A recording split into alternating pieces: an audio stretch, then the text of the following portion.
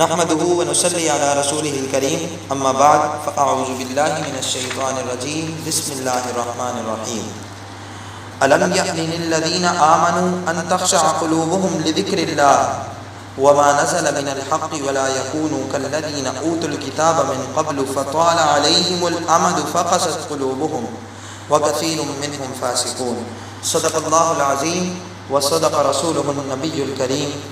میرے انتہائی معزز سامعین کرام، السلام علیکم ورحمۃ اللہ تعالی وبرکاتہ۔ عزیزان گرامی، میں آج پھر آپ حضرات کے سامنے اسلامک رائٹس آفیشیل چینل کی طرف سے ایک عبرتناک واقعہ لے کر حاضر ہوا ہوں۔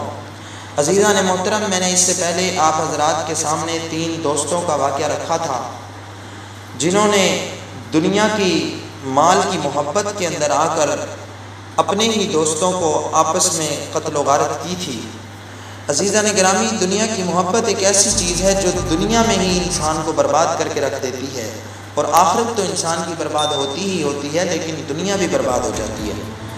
عزیزان گرامی، آج میں آپ حضرات کے سامنے ایک ایسے بزرگ کا، ایک ایسے ولی اللہ کا واقعہ لے کر آ رہا ہوں جو پہلے گناہ گار اور خطاوار انسان تھے، پھر اللہ رب العزت نے ان کو ہدایت بخشی اور پھر وہ اللہ رب العزت کے ولی بنے، پرہیزگار اور متقی بنے، اور دنیا کے اور وقت کے امام اور وقت کے شیخ بنے۔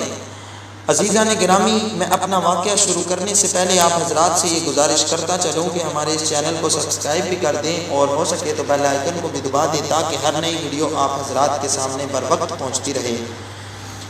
عزیزان محترم، واقعہ غور سے سماعت فرمائیے گا۔ تلاوت کردہ آیت کریمہ سے متعلق 9ویں صدی کے ایک بزرگ مصنف محمد بن یوسف الجزری رحمۃ اللہ علیہ نے ایک دوسرے بزرگ کا واقعہ نقل کیا ہے جنہوں نے یہی آیت خواب میں سنی تو وہ ان کے لیے گناہوں سے تائب ہونے کا ذریعہ بن گئی۔ بزرگان امت کی تاریخ میں اس عظیم بزرگ کو مالک بن دینار رحمۃ اللہ علیہ کے نام سے یاد کیا جاتا ہے۔ ان کا ذکر حلیت الاولیاء اور بزرگان دین کی دیگر کتابوں میں بھی موجود ہے۔ یہ وہی بزرگ ہیں کہ جن کا یہ بیش قیمت مقولہ مشہور ہے کہ اکثر و بیشتر انسان دنیا سے چلے گئے مگر انہوں نے لذیذ ترین چیز کو نہیں چکھا۔ آپ سے پوچھا گیا کہ وہ کون سی لذیذ ترین چیز ہے جسے چکھے بغیر لوگ اس دنیا سے کوچ کر گئے، تو حضرت نے فرمایا وہ معرفت الہی ہے جس کی لذت کو اکثر لوگوں نے نہیں چکھا۔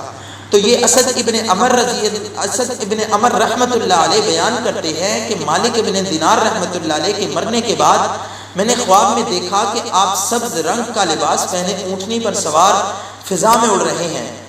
آپ کے متعلق مشہور ہے کہ آپ پولیس کے محکمے میں پولیس کمشنر یا کسی اور عہدے پر فائز تھے اور اکثر پولیس والوں کی طرح گناہوں میں ملوث تھے۔ خاص طور پر شراب نوشی ان کے رگ و ریشہ میں سرایت کر چکی تھی۔ یہ بھی مشہور ہے کہ جب مسلمانوں کے ہاں دولت کی فراوانی ہوتی ہے تو پھر وہ ایسے ہی کاموں میں خرچ کرتے ہیں، ایسے حالات میں وہ جوا بازی، شراب نوشی، کھیل تماشا اور شادی اور غمی کی رسومات میں ہی دولت صرف ہوتی ہے۔ اس کے علاوہ عالیشان عمارتوں کی تعمیر پر اور ان میں ہر طرح کی سہولتیں فراہم کرنے کے لیے دولت کا بے دریغ استعمال ہوتا ہے۔ پرانے زمانے میں فرعون، نمرود اور پھر ابو جہل کا بھی یہی وتیرہ تھا، اور آج کے لوگوں کا بھی یہی حال ہے، الا ماشاءاللہ جو اللہ رب العزت سے ڈرتا ہو۔ تو مالک ابن دینار رحمۃ اللہ علیہ کی توبہ کا سبب یہ واقعہ بن گیا کہ گناہ کی اس زندگی کے دوران ان کے ہاں ایک بچی پیدا ہوئی۔ بچی ذرا بڑی ہو گئی اور بھاگنے دوڑنے لگی۔ مالک ابن دینار رحمۃ اللہ علیہ خود بیان کرتے ہیں کہ جب میں اپنی ڈیوٹی سے واپس گھر آتا تو اپنے کمرے میں بیٹھ کر شراب نوشی کرتا۔ اس دوران میں بچی بھی میرے پاس آ جاتی، مجھ سے لپٹ جاتی اور شراب کبھی میرے اوپر انڈیل دیتی اور کبھی نیچے بہا دیتی۔ خدا کی قدرت کہ وہ بچی بچپن ہی میں فوت ہو گئی۔ کہتے ہیں کہ میں بدستور شراب نوشی کرتا رہا۔ 15ویں شعبان کو بھی میں نے حسب معمول شراب پی اور سو گیا۔ خواب میں دیکھتا ہوں کہ قیامت ہو گئی ہے اور میں حشر کے میدان میں کھڑا ہوں۔ کیا دیکھتا ہوں کہ ایک بڑا اژدھا منہ کھولے میری طرف دوڑتا چلا آ رہا ہے۔ میں بھاگ کر اس سے جان بچانے کی کوشش کرتا ہوں مگر کوئی راستہ نہیں ملتا۔ اتنے میں مجھے ایک بوڑھا بزرگ بوڑھا بزرگ خوشبودار پاکیزہ لباس پہنے نظر آتا ہے۔ میں نے اس سے کہا خدا کے لیے مجھے اس سانپ سے بچاؤ۔ وہ آدمی رو پڑا اور کہنے لگا یہ سانپ بڑا طاقتور ہے جبکہ میں نہایت کمزور ہوں اور اس کو نہیں روک سکتا۔ کہتے ہیں پھر میں مزید آگے بڑھا تو مجھے بہت بڑی خندق نظر آئی جس میں آگ جل رہی تھی۔ اب میرے لیے مزید آگے بڑھنے کا راستہ مسدود ہو چکا تھا۔ آگے آگ کی خندق تھی اور پیچھے اژدھا منہ کھولے آ رہا تھا۔ میں مایوس ہو گیا کہ اب ہلاکت کے سوا کوئی چارہ نہیں۔ جب میں خندق کے عین کنارے پر پہنچ گیا تو ایک آواز آئی، اے شخص تو اس خندق میں گرنے کے قابل نہیں ہے، پیچھے ہٹ جا۔ کہتے ہیں یہ آواز سن کر مجھے قدرے اطمینان ہوا۔ اتنے میں سانپ میرے قریب پہنچ چکا تھا جس کی وجہ سے میں سخت پریشان ہو رہا تھا۔ اس دوران میں نے اپنی فوت شدہ بچی کو نمودار ہوتے دیکھا۔ وہ کہنے لگی واللہ آپ تو میرے باپ معلوم ہوتے ہیں، آپ یہاں کیسے؟ پھر اس نے اپنا دایاں ہاتھ میری طرف اور بایاں ہاتھ سانپ کی طرف بڑھایا تو سانپ بھاگ گیا۔ بچی نے مجھے دائیں ہاتھ سے پکڑ کر بٹھا لیا اور پھر خود میری گود میں بیٹھ گئی۔ پھر کہنے لگی یا ابتی الم یأن للذین آمنوا ان تخشع قلوبهم لذکر اللہ، اے ابا جان کیا ابھی وہ وقت نہیں آیا کہ اہل ایمان کے دل اللہ کے ذکر کے لیے نرم ہو جائیں؟ گویا بچی نے یہی آج کی تلاوت کردہ آیت پڑھی۔ مالک ابن دینار رحمۃ اللہ علیہ کہتے ہیں میں نے کہا کیا تم لوگ قرآن پڑھتے ہو؟